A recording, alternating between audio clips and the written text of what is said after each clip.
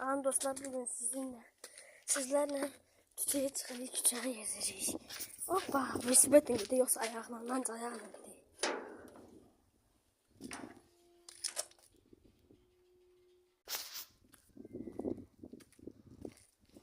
Şu an bir tane video uzaklaşacağım, adamlar uşaqlar iskim yoxuymuş, gezdiririk. Biraz hızlı gezerik. Öyle diyeyim. Aslında video geç olmasın, geç olsa bakabilmeyeceksiniz. Başta eğer buna kadar bakırsınızsa bir tane abone olun ya da like atın. Oyda tutaq açarsaydı biraz yerdim.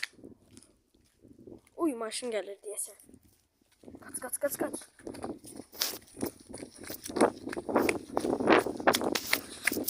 Maşın gelir, kaçtım.